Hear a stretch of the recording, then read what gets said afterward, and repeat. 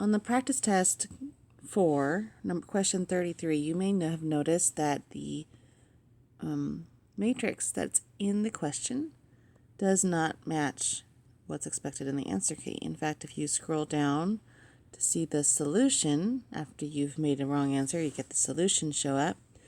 You can see that the matrix they used in the solution, where they started, is a completely different matrix than that's posted in the question. So that is a big error in the question. So if you tried to solve the inverse for this matrix, where the solution's looking for the inverse of this matrix. Additionally, if you're looking at the solution, you see there's some overlap. So if you want to try this matrix and check your work to the answer's kind of hard to see because it's on top of part of the work. So I'm going to do two things here. Oh my goodness, it moved. That's interesting. I didn't know I could do that. All right, well, there's your solution to this matrix. And there's the work to that. So I'm actually going to take a picture of that.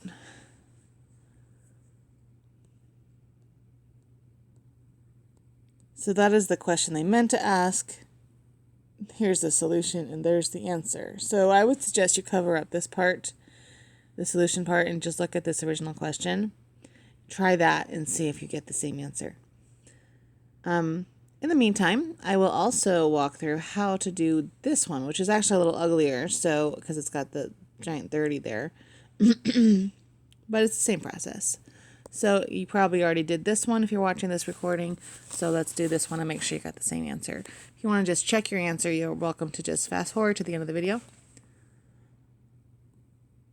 Okay, so our setup is that we want to make an augmented matrix. So if I take the original A and augment it with the identity matrix, then we will do some row operations to it, then we can convert that to the identity matrix with the inverse on the right. So let's try to do that. So let's start with our augmented matrix. 1, 30, 1, 2 is A.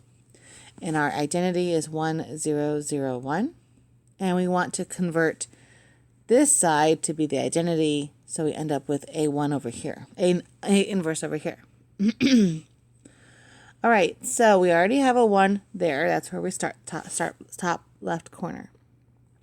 So we're set there. So our next step is to make sure this guy turns to a 0. So to do that, I'm going to just copy row 1 because row 1 already has its 1.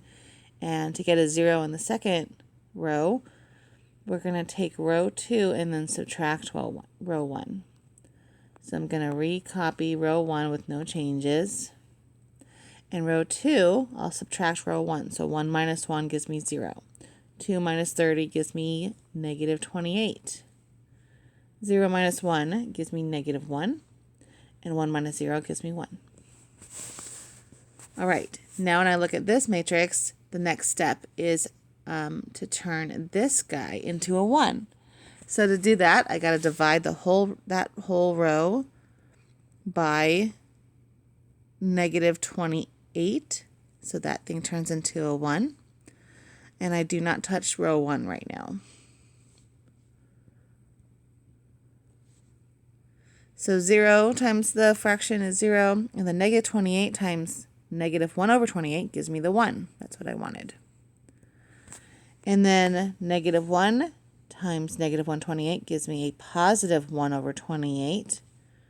And the 1 times negative 128 gives me a negative 1 over 28.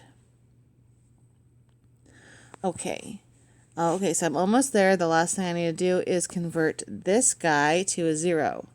So to do that, I will, so row 2 is already all set. Leave that alone. And then row 1, I will subtract 30 of these. So minus 30 times row 2. And I'm left with, let's see, 1 minus 30 times 0 gives me 1. 30 times 1 gives me 0. 1 minus 30 times 1 over 28. That's a little harder. So I'm going to do 1 minus 30 times 1 over 28, which is really, I'm going to get a common denominator here, 28, minus 30 over 28, which gives me negative 2 over 28. I know I could reduce that to 1 over 14. I'm going to leave it as that for now so that I have I see a lot of 28s in the denominators, and that way I keep a common denominator as I'm doing some arithmetic. So I'll simplify that at the end if I can. Okay, and then I have 0 minus 30 minus a negative 30 times 28, 1 over 28, gives me a positive 30 over 28 there. All right, and then row 2 doesn't change, so I can just copy those down. And actually, that looks like that was my last step, wasn't it? I'm going to erase my scratch work here. So on the left, I now have the identity. So I now have it in the form of identity, which means that this on the right side should be my inverse. I'm going to write it over here.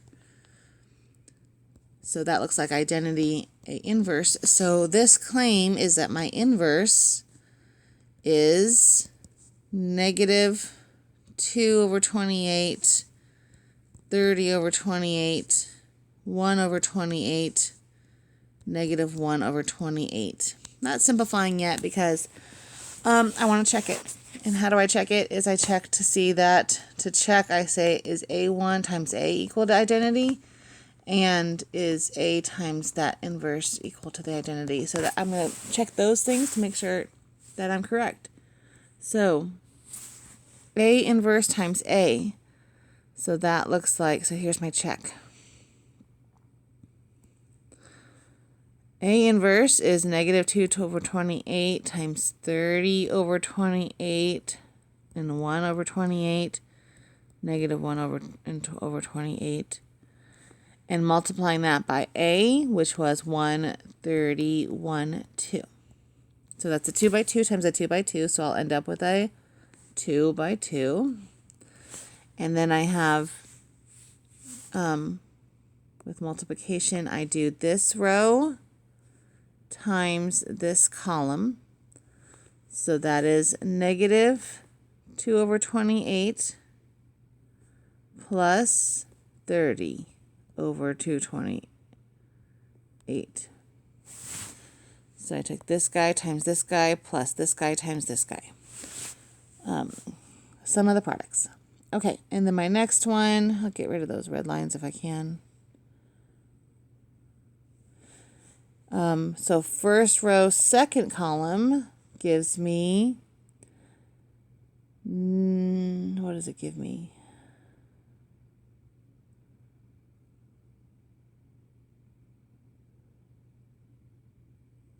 Negative 60 over 28 plus 60 over 28. And then first row, I'm sorry, wrong thing. Second row, first column gives me 1 over 28 minus 1 over 28. And then second row, why do I keep doing that? Second row, second column gives me 30 over 28 minus 2 over 28. So when I simplify that, I get, let's see, the red one is, let's see, negative 2 plus 30. That gives me 28 over 28, which is 1. Yay, that's what I wanted. And then the purple one, I get negative 60 plus 60, so that's 0. That's what I wanted. Orange gives me a 0. And the green gives me 28 over 28, which is 1. So that's the identity matrix. That's halfway there. So I checked this one. That one's good. So now I got to check this one. So that gives me A times A inverse. I'm going to switch the order. Remember, multiplication's not commutative in matrix multiplication.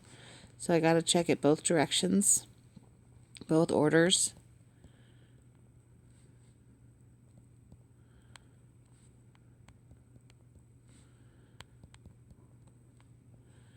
And when I multiply those, first row, first column gives me negative 2 over 28 plus 30 over 28. And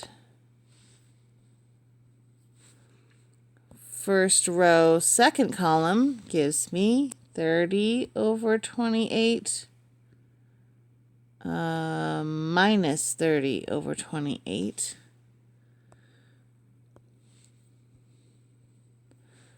Second row, first column gives me negative 2 over 28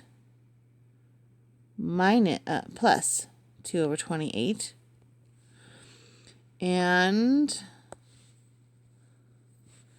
second row, second column gives me 30 over 28 minus 2 over 28.